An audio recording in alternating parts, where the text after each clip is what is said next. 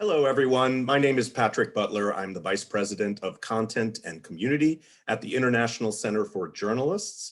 And you are joining us on the Global Health Crisis Reporting Forum, which many of you are members of, I hope. We have more than 10,000 journalists around the world participating in our forum in 5 languages: English, Spanish, Portuguese, French, and Arabic.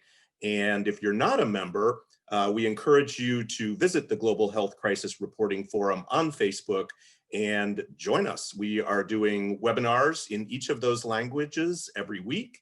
And we also are sharing a lot of information on the forum that is useful for anybody who's covering the pandemic and sometimes other issues as well. So today we have a very interesting discussion about managing teams during this crisis and how to get the most out of the journalists you're working with, how to keep morale up, how to deal with mental health issues, safety for your team, all of those kinds of things. And we're very lucky to have with us John Laurence, who is the supervising executive producer at AJ Plus. Managing a team of 30 from DC to Doha, he is responsible for content spanning social media feeds and daily news video to mid-form explainer videos and field reports. Before joining AJ Plus, he was deputy editor for Now This and head of digital at Channel 4 News in London. And John is also an expert in team building, organizational structure and workflow, and people management, which is what we're going to be talking about today. So welcome, John. Thanks so much for that kind introduction, Patrick, and thanks so much for everyone for kind of being here. And obviously want to make this session as kind of useful to you and as interactive as possible. So, as well as the kind of questions Patrick's got for me, do drop questions in the chat and I'll try to kind of answer as many as possible. I just want to start with kind of a quick introduction to the kind of issues that we've been facing at AJ Plus, which I'm sure will be kind of similar to the issues that you've been facing in your newsrooms across the globe. And I guess where I kind of wanted to start is just kind of how you normally manage capacity as an editorial manager. So, for any editorial manager, there are broadly speaking 2 parts of the role: the kind of news side and the people side. And the way that you normally stay sane is by kind of varying up your workload between these 2 sides.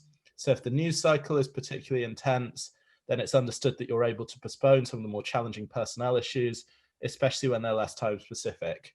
Equally, when you've got like a particularly intense mix of personnel issues, then you delegate more on the editorial side, and it's understood with kind of your senior team that you can step out of that a little.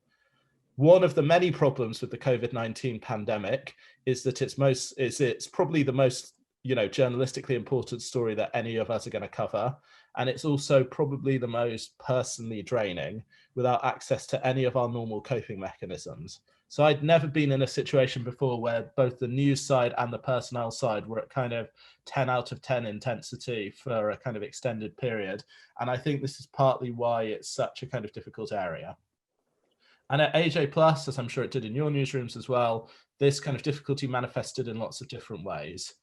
One was a near immediate transition to fully remote work for our news and explainer content, which we're going to be in until at least July 2021, and some new protocols for our field reported content as well. 2, I think another big challenge was the fact that it's an overwhelming story that's omnipresent in our lives, but it also requires constant effort to find fresh ways of engaging the audiences.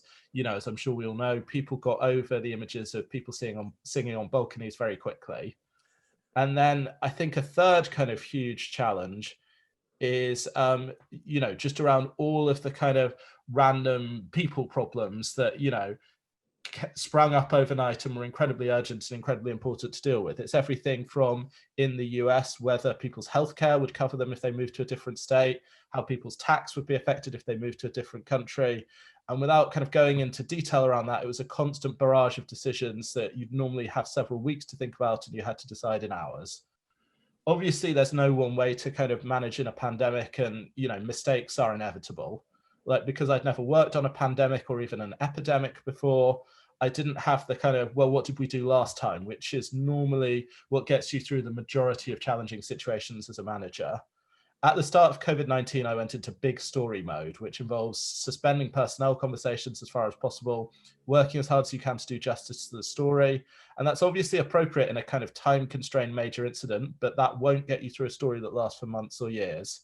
And the big kind of tip that I have for everyone here is just remember the idea of the oxygen mask on the plane. So put yours on, make sure it's securely fastened before you help anyone else with theirs. And as a manager, you can't look after your team unless you're looking after yourself. And in the early stage of the pandemic, when I was living alone and fully staying at home, that was kind of particularly tough.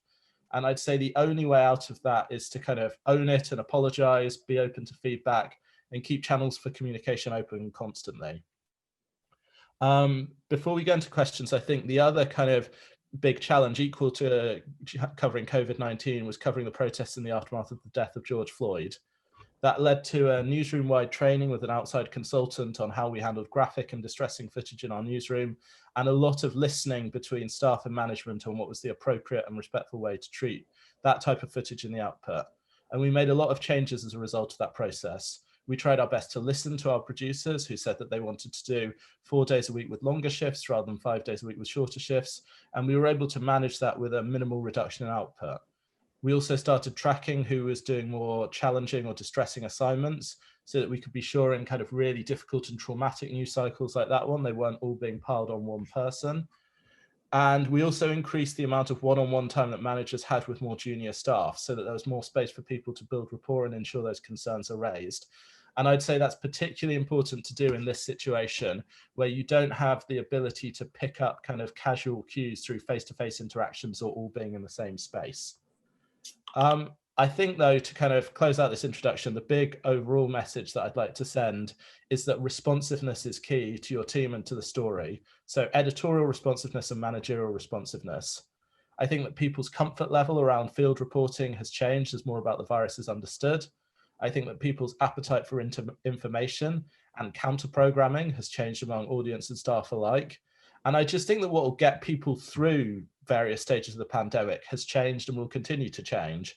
So we did a hugely popular Zoom yoga session at the start, but I just can't imagine, with the best will in the world, anyone finding the energy to do that deep into the pandemic winter. And, you know, the kind of big challenge about all of this, about managing a pandemic, is that there's no one way to do it. There's no kind of one size fits all solution, but adaptability, flexibility, and listening are the key. Great. Well, thank you very much, John. That's really helpful.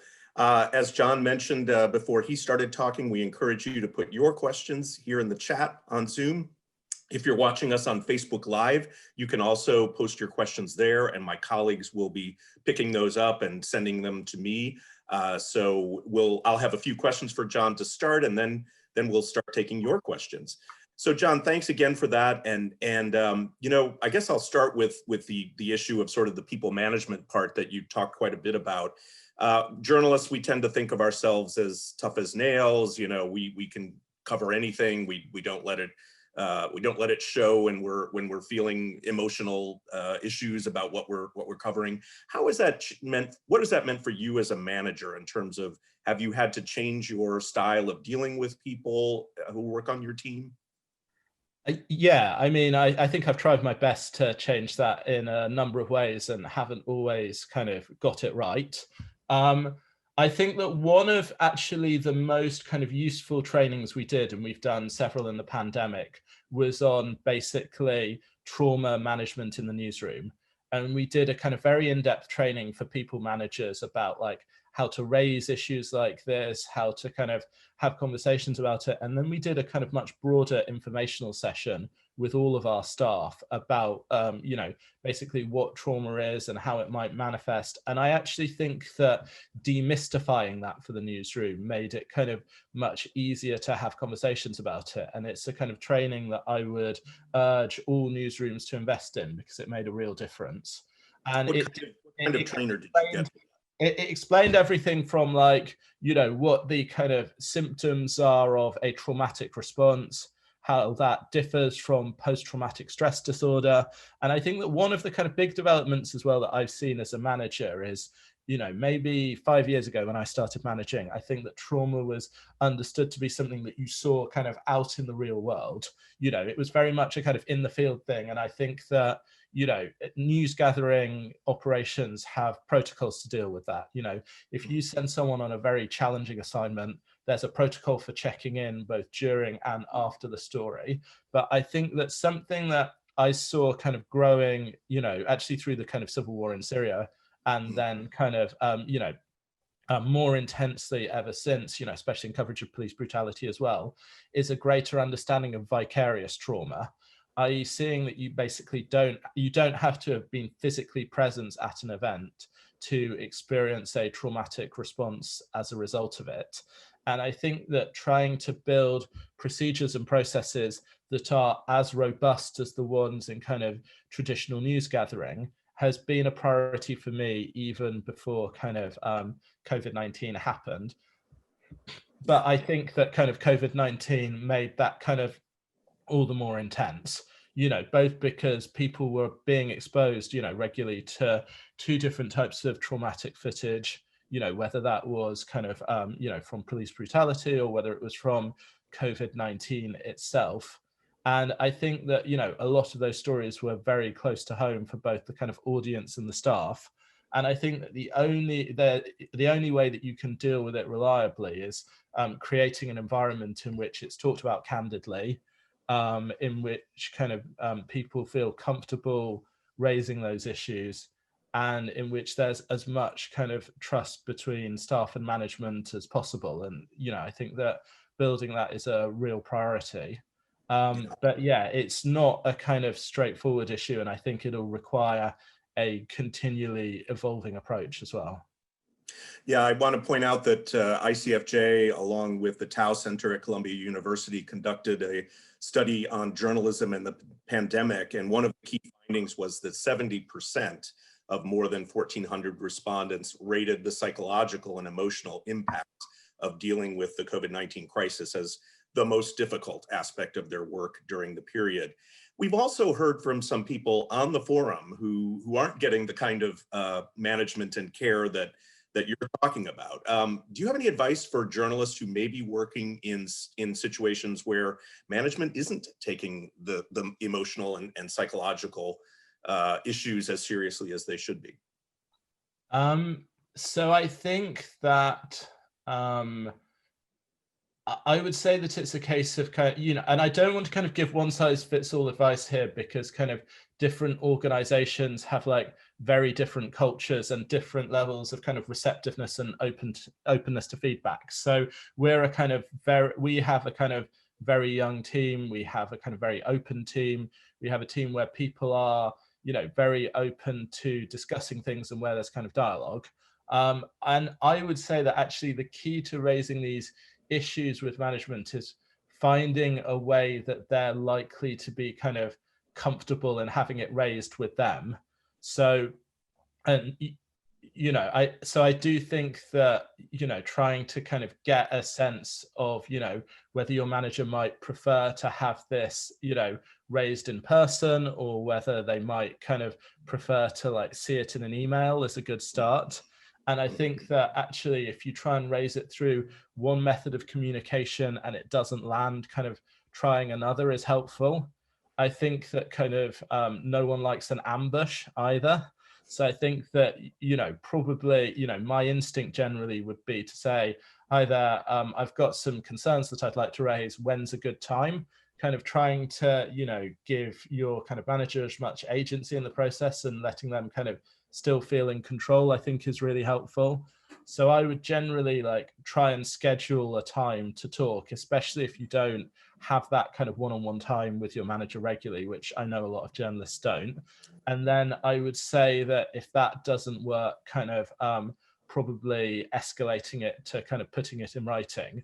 And I think that the other thing that's important about kind of raising those concerns is just being as kind of solutions focused as possible. So not just, obviously, your manager is there to help you with problems and in a senior position. But I think that the more when you're kind of going to them and saying, I have some ideas about how we could solve it, Like maybe if we reorganized it in way X rather than way Y, or, and I think just kind of showing a willingness to kind of give and take when raising those problems as well is really helpful. I also think that like trying to find solutions that don't necessarily cost money, especially at this point in the kind of pandemic, and obviously there are some solutions that need to cost money and you need to kind of make the case for them. But some of the kind of most effective and popular solutions that we found to problems actually haven't cost any money. Like it didn't cost us any money to rearrange people's shifts from 4 10-hour shifts to 5 8-hour shifts. It didn't cost us any money to start tracking who was doing the kind of more difficult assignments. And I actually think that, people feeling like they're heard and having outlets to do this is kind of a lot of the battle. I think that another thing that we've done in AJ Plus, which has been worthwhile but challenging, is that we had a kind of anonymous suggestion box where people could put in kind of thoughts, questions, comments, concerns. And I would definitely recommend that for managers, even though at times it always isn't kind of comfortable reading, if I'm honest. Having it there, it gives us a really good sense of like a pressure valve for the newsroom. Great. Thanks. Now let's go back to another issue you brought up is sort of field work and people's changing attitudes about being in the field. And, here in the United States, not just covering the pandemic, but covering the protests, and especially the more pro-Trump protests where masks have become a political issue and people are not wearing masks. What kind of measures have you taken to protect your staff, make sure they're not getting infected when they're out in the field?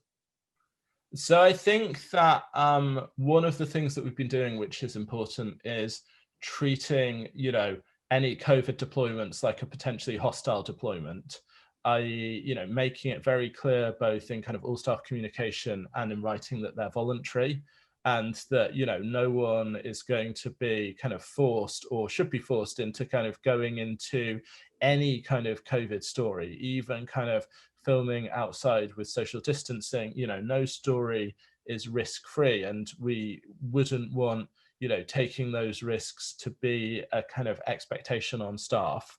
And, that's been kind of luckily true across Al Jazeera Media Network. And we've been very lucky in being able to do that. I also think that quite a lot of this has become kind of more comfortable as we've got a lot more information about how the kind of pandemic spread. So, obviously, like kind of most newsrooms, our initial protocols very much, focused around the potential to kind of catch things from surfaces. So, making sure that kit was disinfected at all times, kind of prioritizing hand washing. And we're obviously still kind of doing all of that. But I think that now that at least in the US, there's been a wider understanding of the potential for kind of airborne or aerosol transmission, most of our protocols are based around that. And again, as a kind of well-resourced international organization, we've been very lucky in terms of, having good stocks of personal protective equipment. We've been very lucky in terms of, generally being able to find budget to say have people travel in 2 cars or that sort of thing. But we've also kind of definitely reduced the number of assignments because we've had to very much price COVID in.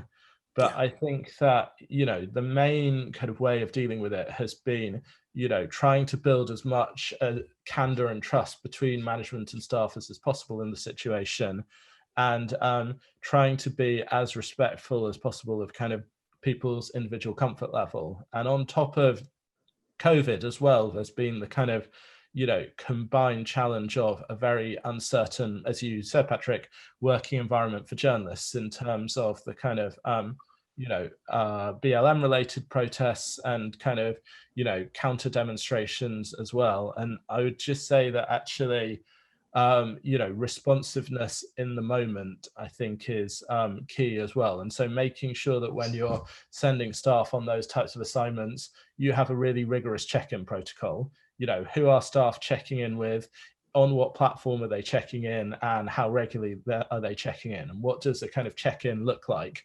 So, saying, and in kind of our election assignments, especially after dark, it was as regular as once an hour. And it was saying, this is what the situation is, and kind of dropping a location pin on WhatsApp.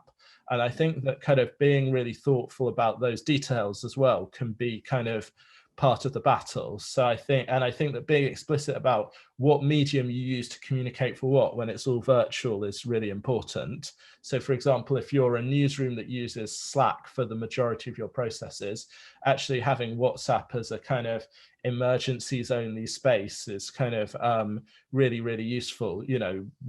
Our kind of managing director, Dima, once told someone off because she said, "You've put a cold question in a hot medium," when they'd asked about something not particularly time specific on WhatsApp. And but actually, that's a really good point. Thinking about how and where you communicate and what level of urgency is expected. And I say to teams, if you Slack me, I'll probably see it within the hour. If you WhatsApp me, except for when I'm in a session like this or a really important meeting, I will, drop what I'm doing to look at it. And I think having those expectations of how and when you communicate is so important in a remote setup and a field setup as well. That's very useful, thanks. And what about the workflow at AJ Plus? How has that changed from assignments to field work to editing to distribution? Yes, so it's kind of been relatively different with different content streams. And I would say that, it's in a fully remote setup, stuff's never going to be as quick as when you can just kind of get people to, get people over to a desk and say, hey, do you mind having a quick look at this? So I think that, as difficult as it is as a manager to, know that things are just going to go slower, I do think that you have to accept some of that and price some of that in. And, we're lucky. And that kind of slightly changes how you commission as well, because actually, you want slightly more thoughtful and more evergreen commissions when you know that the kind of turnaround isn't necessarily going to be immediate. And actually, in terms of why we've not even had discussions about going back into the office, I think that there are basically two things that we can do better in person than we can, remotely. One of them is having meetings, and none of our conference rooms are big enough to have meetings for social distancing. And the second thing that I really miss is watching videos together. And you can just get the producer, the editor, the kind of senior producer who's leading the project, and you can just all have a watch and kind of get a sense of where people are at with a particular piece. And again, there's no way that you could do that with kind of social distancing. Obviously, that's kind of studio hosted output as well, which we do kind of bits and pieces of. But, we've kind of looked at the situation and judged, do you know what, like the kind of risks of coming back to the office before there's a vaccine significantly outweigh the potential advantages. We're obviously a kind of overwhelmingly video-based workflow. And so I do think that kind of, investing in and really being thoughtful about this workflow is really important. So having conversations, even though it's not particularly interesting, are on, is it quicker if we file this footage overnight or if we send a drive round? I think that actually that type of stuff can be so, time consuming to people who are operationally involved. And I do think that as a manager, especially in a pandemic when the workflow is new, knowing how long things take and when the pain points are is really important. In terms of how we review video material, we use a program called frame.io, which I think is kind of fairly standard for most people who are reviewing videos. And it's good in terms of being able to kind of give very specific notes. So basically, if you want the shot at 4:17 to change, then frame.io will mark at 4:17, please change this shot. I think the only thing that I try and do as a manager is not kind of give my first set of feedback on frame.io, because actually it can get you into the minutiae of a video way too quickly. And actually you want to be giving more broad thematic feedback early on of, does this piece have the right information in? Does this have the right structure? And so on and so forth. But in terms of like getting the daily news material out relatively quickly and managing feedback from multiple people, it has been a lifesaver. Yeah, great. You talked about meetings as the other area where it's really so much better to be in person, which we can't be. Do you have any tips on how you manage meetings online? Do you require everybody to have their camera on? Those kinds of things. I think that it's very much like an evolving area, and I think that at the start, our instinct was more to want everyone to have their cameras on all of the time, and I think that we actually didn't realize how draining that was on people. And so it was another area where we kind of saw that we were getting some kind of gentle pushback and wanted to think, okay, what's all of that about?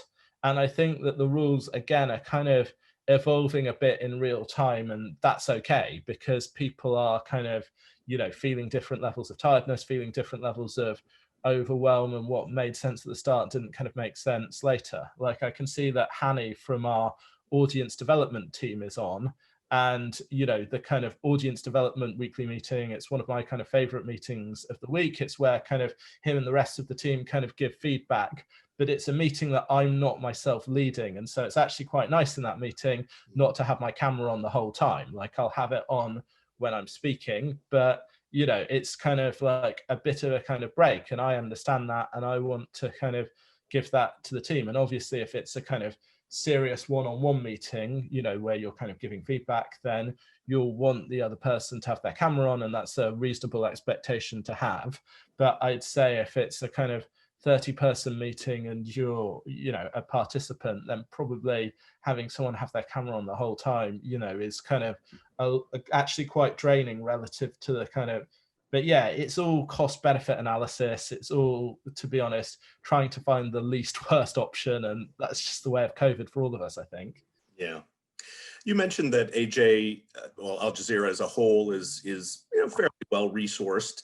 We're at a time, obviously, when many news outlets are suffering financially. They've trimmed their staff, and it's happening at a time when our role is more important than ever. We can't trim our coverage, even if we're trimming our staff. What advice do you have for those who are managing teams that are shrinking? I do think that that's really challenging, and it's a particularly difficult area because you can't always be as kind of transparent as you'd like. And you're always weighing up wanting to be, as a journalist, you get into it to be honest and disseminate information, and so it's very, very difficult for you when, because of your role in the business, you can't be as kind of transparent as you like. It's an enormous challenge. And and I would say that, whenever there is, and, I'm obviously, a kind of mid to senior level manager in a business as well, and the decisions about, what resources we have or how that's communicated aren't kind of made by me. And I think I just try and use my position to kind of advocate for as much transparency as we can give, kind of when we can give it. I would say that when those kind of unfortunate decisions do have to be made, then I think it's just basically making it clear about how the output expectations will change as a result.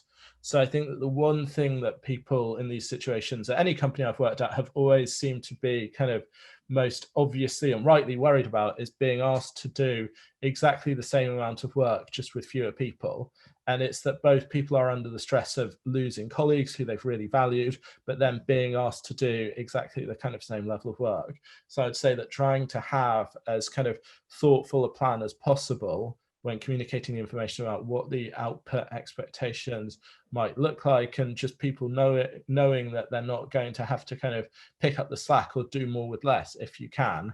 And that's really hard in kind of legacy media. It's really hard when you still have a kind of program to fill, or it's really hard when you still have a newspaper to fill. But I think that doing your best to communicate, well, okay, it'll mean that we'll do more of these types of stories and less of these types of stories. I think, just showing that you have an understanding of what the work will look like and how it will still get done, I think is probably the key as far as you can reasonably do that.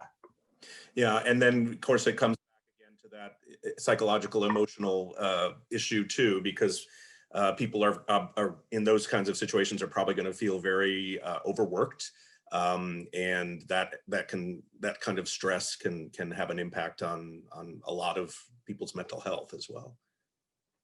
So let's talk a little bit about freelancers. Do you oversee freelancers as well? And if so, how do you manage them in comparison to staff members? Is there any way to make sure that they're also getting the kind of protection and emotional support? So I think so we kind of generally use freelancers through the Story Hunter platform. Okay. So we kind of use video journalists basically in kind of, and freelancers actually became particularly crucial to us because Al Jazeera had a network-wide ban on domestic flights. So, if we wanted to do a story in, kind of most of our resources are in terms of people are in coastal cities, so DC, New York, Los Angeles, and San Francisco. And, we had kind of people disperse a bit because of the pandemic, but, in the main, that's where kind of most of our people were. So actually, if we wanted to be doing a story in Georgia or Minnesota or wherever, then that necessitated, Florida, that necessitated the use of Story Hunter. And obviously, we had to be kind of really careful with that, even though, we don't have the kind of same kind of formal responsibilities to freelancers as we do to staffers, still kind of, thinking actually what our kind of moral responsibility to these people in such a challenging situation was, we took very seriously. And actually the main way we kind of managed it was kind of avoiding putting people in risky situations in the first place. So choosing a lot of stories that could be done outside, choosing a lot of stories that could be done with social distancing, finding people who were kind of rooted in the communities that they were covering, which was good from a kind of both a COVID safety point of view and also just a kind of authenticity of coverage point of view. And so, yeah, those were our kind of main ways around that. And also not asking a freelancer to do something that we wouldn't ask a kind of staffer to do, which is obviously standard practice in kind of conflict zones as well. But because actually, if you use footage from people that's been gathered at an unacceptable level of risk in a conflict zone, then you create a market for that set of footage, and you skew people into taking risks that they probably shouldn't be taking. And I think that kind of trying to follow those types of principles as far as we could in COVID as well was really helpful. But we really value the partnership that we have with Story Hunter as a platform and the kind of people who we've been able to kind of source through that situation. And so, I do think that that's some, and, it's been a kind of enormous gear shift for our senior producers in our field team in actually going from kind of traveling themselves to directing people by remote. But it has allowed us to tell a lot of amazing stories that we wouldn't have otherwise been able to tell. The other thing that we've experimented a lot is actually narrative storytelling through standalone animation. And I'll kind of drop the link in at the end, but we had an amazing kind of 5-minute self-contained animation showing what it's like as a doctor in an emergency room in New York City at the height of the pandemic. And it's been one of our kind of highest performing, most impactful videos of the year, shared by everyone from the Director General of the WHO to Joe Biden's incoming Chief of Staff. And, even though COVID-19 has been a horrendous situation for so many people, I do think that one of the very small, if not proportionate upsides is that it has kind of forced some kind of creativity from our teams as well. Well, that's actually a good lead into my next question. But before I ask you that, I just want to once again encourage everyone to put your questions in the chat here on Zoom, or you can also post them on Facebook if you're watching us via Facebook Live, and we'll get to your questions in just a moment. But your last point really leads me to another question that I have that I think is really important. What are the things that you're going to take out of 2021 and this very, very difficult year that you think you can still use when we get back to normal, as much as normal is? Yeah, and I think that kind of what all of that looks like is a kind of evolving discussion, but I think that definitely greater flexibility I think has been really important to us.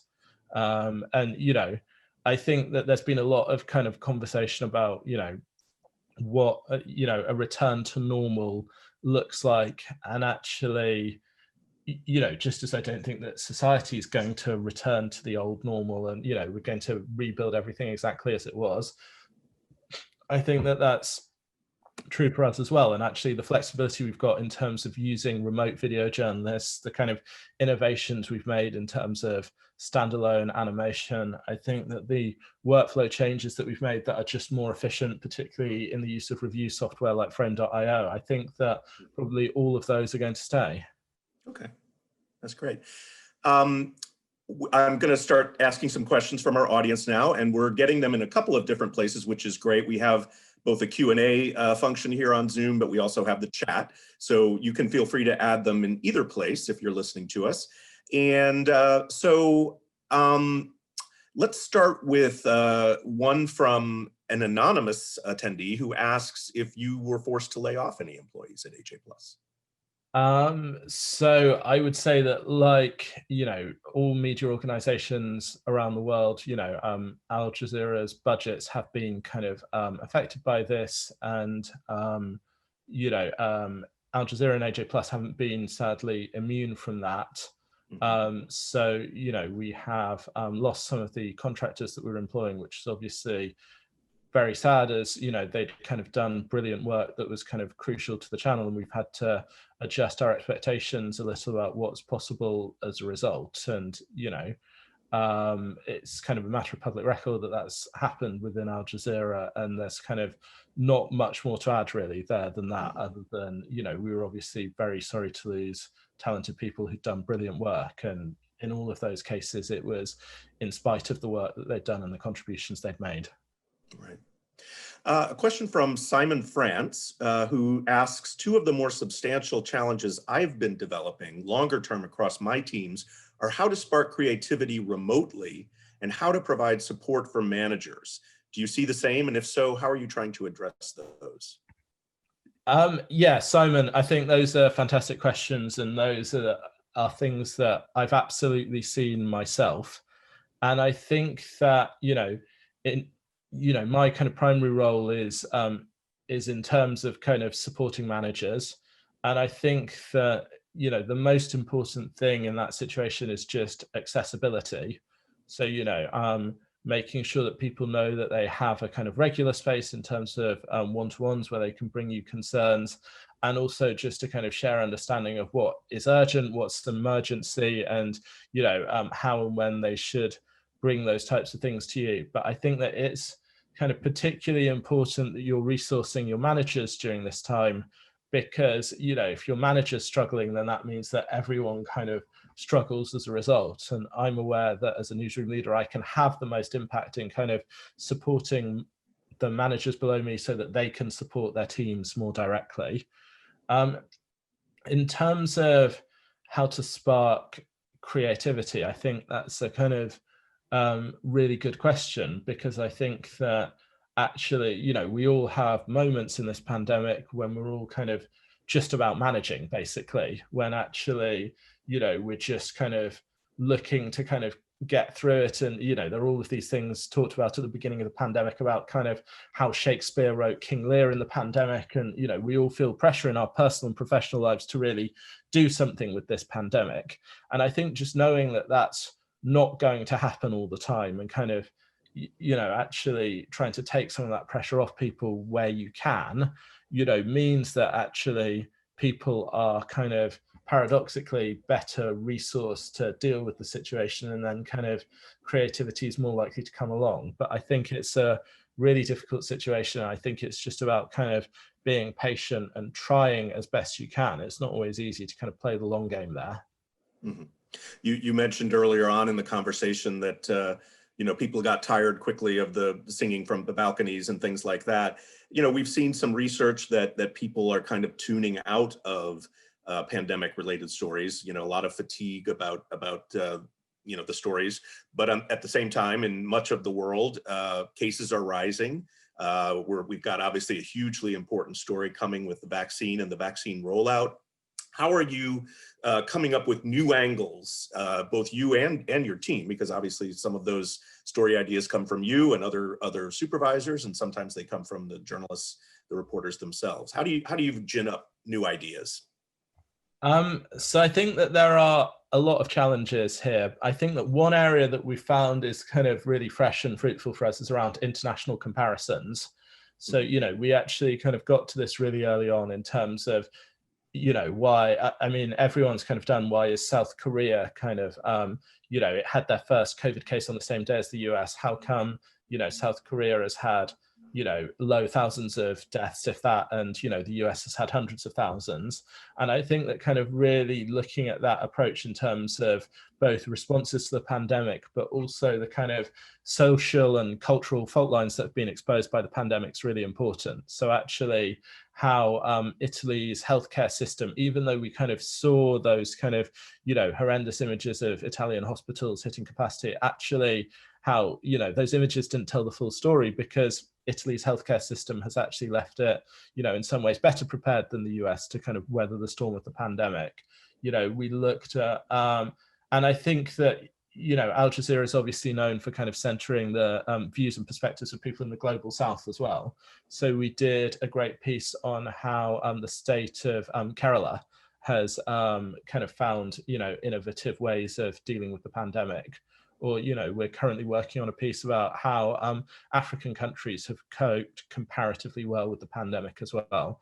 So I think that one kind of really fresh idea for our kind of young, relatively progressive US audience has been kind of honing in on those international comparisons, because it does kind of show people who are kind of getting stuck in this, you know, really challenging reality in the US that, you know, there are different ways of doing it.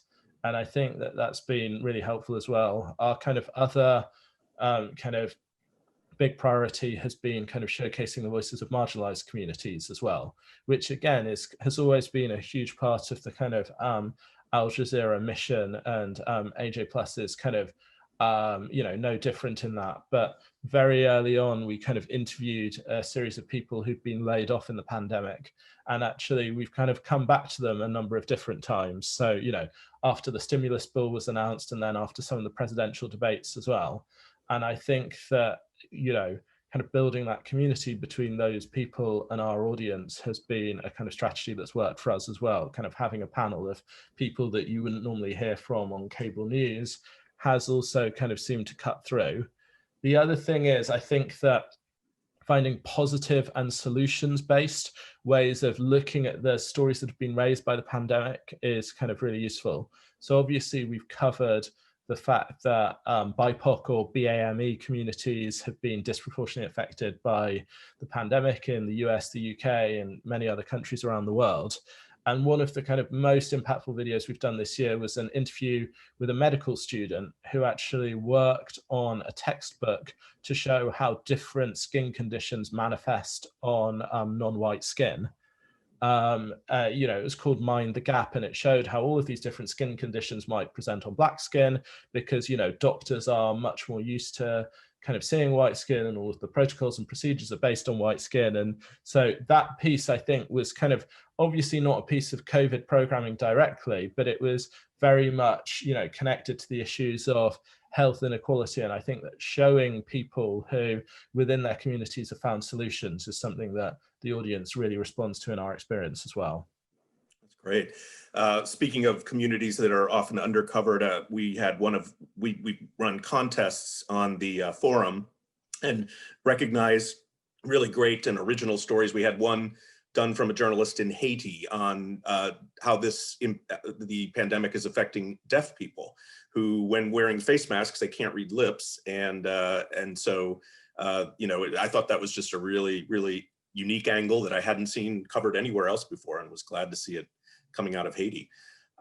We have a question from Jahangir Sofi, who was asking about it's quite easy to report from newsrooms in this time. Reporting from ground zero, obviously meaning out in the field, is a very different scenario. Are you doing some stories from the newsroom? And I know you don't have a newsroom, so I guess from people's homes, that you would have done in the field before? And how do you make those interesting when you're not in the field gathering footage?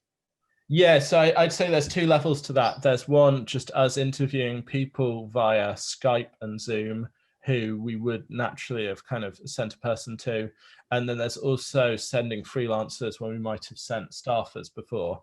And both of them have kind of reasonably large challenges. I think The other challenge with how you cover that from a newsroom is obviously we're all looking at Zoom all day, every day. And so how you kind of make the kind of visual grammar of that different and interesting when we all, probably since about May have had a huge amount of Zoom fatigue is Right. just an enormous challenge. And I would say that, it really does just come down to kind of finding, engaging and charismatic speakers. I don't think there's like any way around it other than that, and just finding the most kind of animated people that you can, or people as well who might have been kind of filming themselves. So actually finding people who've been kind of documenting their own experience and using that to kind of supplant what you can film, I think is great on a number of levels. One, it makes it just visually more interesting and more varied, but also, and I do think this is something from the pandemic that we'd want to kind of take into other situations, it gives people more kind of agency to tell their own stories. And that's something that we very much support as well. A question from Abdi Nasser, who's a Somali journalist, but is right now exiled in Germany. And his question is about sort of harassment of journalists. He talks about some specific harassment that he has experienced from police and security. And obviously, we saw this maybe not so much in covering the pandemic, but in covering the post-George Floyd protests and all that sort of the big social injustice, racial injustice story that we've been seeing here in the United States. Did you have journalists who were in any way harassed by either police or by people who were participating in those kinds of things? And how did you deal with that? I think that we've actually kind of been relatively lucky in not having had that experience. I think that the kind of bigger problem, at least in the newsrooms I've worked in, has been kind of virtual harassment, which, for kind of, the last two organizations I've worked in have been, progressive organizations with, quite, large digital presences in a kind of increasingly polarized digital space. And I think that, you are sadly in a situation where people can get doxxed, or where, where their personal details are posted online, or where, even the kind of families of people who are reporting can be affected. And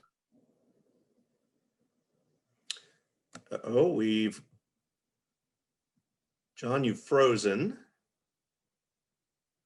Let's see if we can get John back.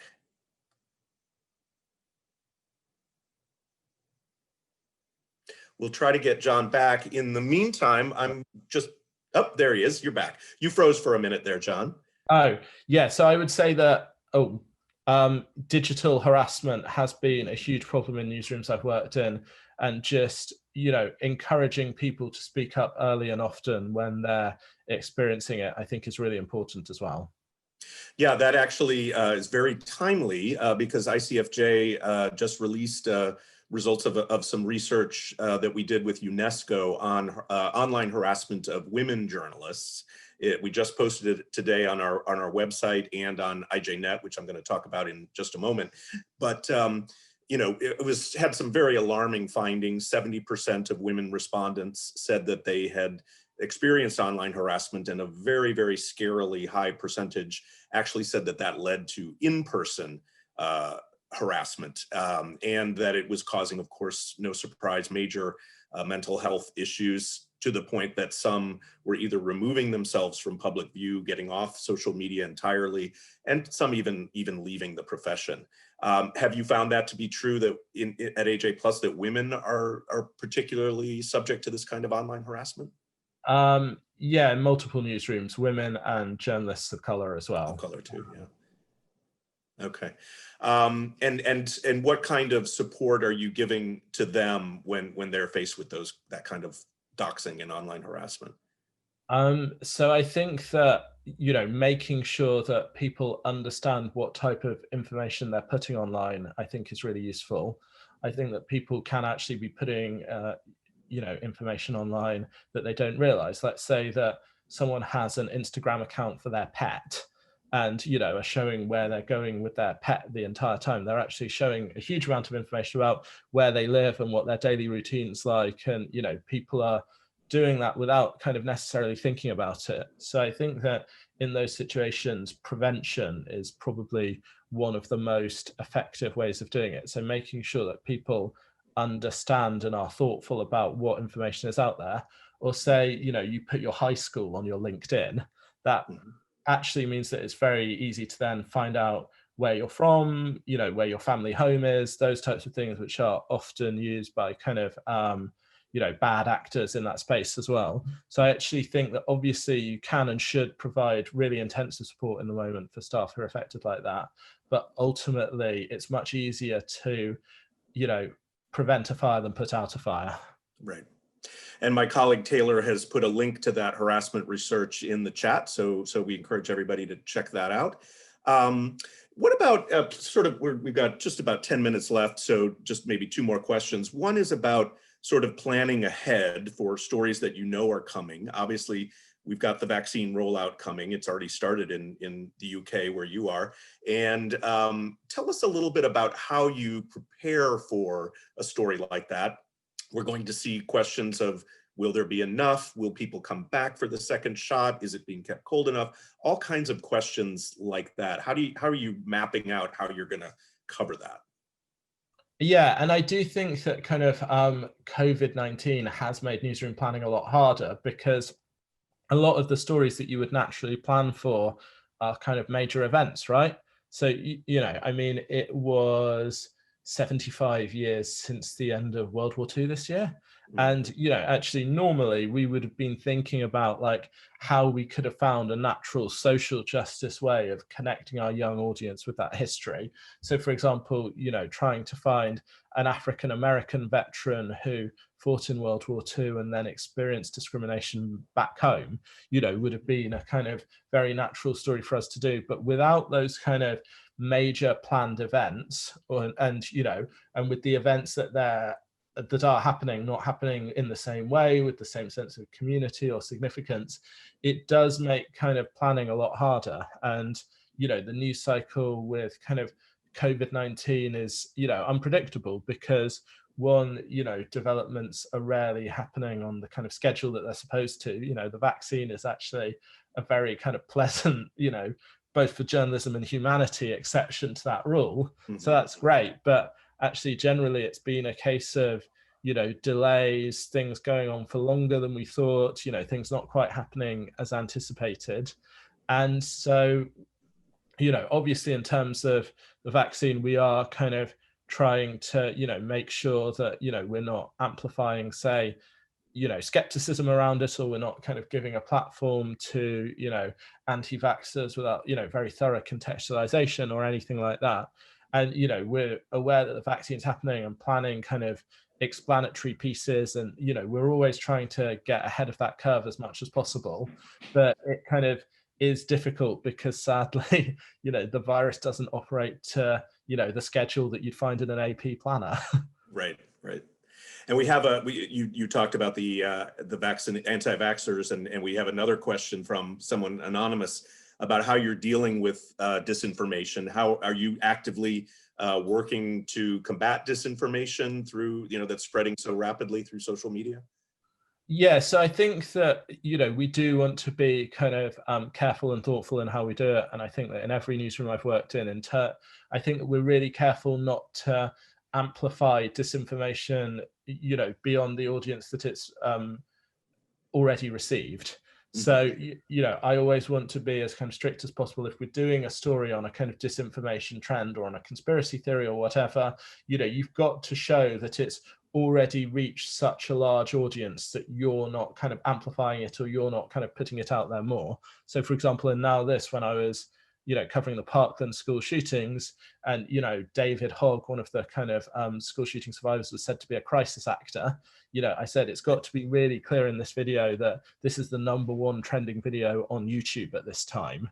So I think that, you know, in terms of combating mis and disinformation, we do kind of do that, but we want to make sure that it's reached a critical mass before we'll touch it as a story, and that we're being transparent with the viewer as much as possible in terms of why we've kind of chosen to cover this. Another vaccination question. Some people have said that journalists should be treated as first responders and should get vaccinated early in the process. Do you think that, do you agree with that? I don't know if I've thought enough about that to have a considered view. Okay. Well, I think that's about all the questions we have from the audience, and I've exhausted most of mine. Is there anything, John, that we haven't talked about that you think is important? No, I think that's great. And yeah, thank you to everyone for taking the time, and thank you to everyone for listening, and good luck to everyone who's involved in these issues. It's a very challenging thing to be involved in, and we don't get it right all the time. I certainly haven't, but I think it's just about doing your best and learning and pivoting as the story develops. Well, thank you very much, John. Really appreciate your taking the time and sharing your thoughts. I want to remind everybody that this webinar is recorded, and we will be posting it on ICFJ's YouTube channel within 24 hours. It'll also be available on the, you can also get to it from the ICFJ website, icfj.org, and from ijnet.org. I want to remind everybody who's not already using IJNet that this is really an important resource. It's kind of the go-to place for journalists to get stories about the latest trends in journalism, tip sheets about everything from investigative reporting to video recording tips to ethics. And also opportunities for further training. Once we get back to travel, you'll find opportunities there to go participate in trainings in other parts of the world. So we encourage you to check out ijnet.org. It's in 8 languages: English, Spanish, French, Portuguese, Arabic, Persian, Chinese, and Russian. I remembered them all, that's good. So we also want to remind you to please fill out the audience feedback survey that we'll be sending you after the webinar is over. It's very important for us to get your feedback so that we can make sure that we are continuing to offer you the kind of webinars and resources that you need. So we'll sign off there. Thanks again, John, very much for being with us. Thank you to all of you who participated and sent in questions. And we will see you the next webinar next week. We'll be sending you information on that later today for those of you who are on the forum and receiving our newsletter. And stay safe, everyone. So thanks again, and we'll see you soon.